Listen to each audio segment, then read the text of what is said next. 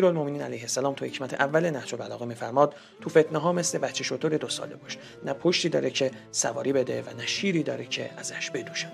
بعضی مواقع 2 تا گروه باطل با هم درگیر میشن و جامعه را دچار آشوب میکنن. در همچین مواقعی هیچ کدوم از طرفین باطل رو تایید نکن، چون هر دو طرف میخوان از تو سوء استفاده بکنن. یه گروه میخواد از نفوذت استفاده بکنه، گروه دیگه ممکنه از توانایی‌هات بهره کشی بکنه.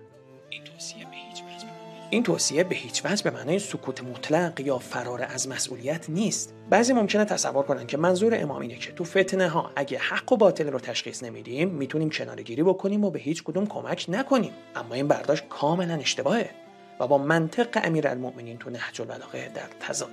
اولین فتنه‌ای که در حکومت خود حضرت رخ داد فتنه جمل بود. تو این فتنه شهر بصره رو به آشوب کشیدن، فرماندار رو کشتند و فتنه به پا کردند.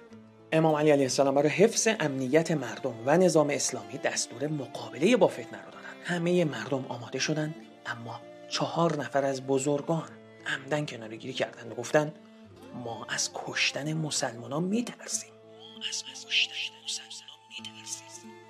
حضرت از اونها پرسیدند آیا به بیعت با من وفادارین؟ گفتند بله. حضرت فرمود پس به خونه هاتون برید. وقتی اینا رفتن حضرت حکمت 15 نهج البلاغه را فرمود که هر فریب خورده ای رو نمیشه سرزنش کرد. این افراد میخواستن با این حرفشون روحیه یاران حضرت رو تضعیف بکنن و شک ایجاد بکنن که چطور مطمئن شدید که بایستی با مسلمانای تو بصره بجنگید. وقتی امیرالمومنین مردم رو برای مقابله با فتنه‌گرا بسیج کردن، حارس گفت منم مثل اون 4 نفر تو جنگ شرکت نمی‌کنم.